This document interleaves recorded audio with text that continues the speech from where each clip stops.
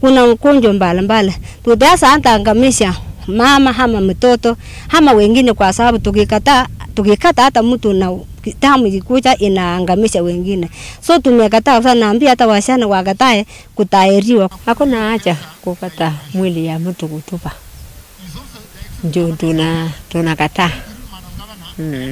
Acha watoto wetu wasome na waendelee. Tumesoma, tumeona masomo ni ya maana sana. As a survivor of female genital mutilation and as a mother of 3 daughters, I have not cut my daughters, leave alone cutting, they have not been touched. And I'm sending this to all the survivors across Kenya to ensure that no girl joins data. FGM ends with us. Watoto ni mali ya serikali.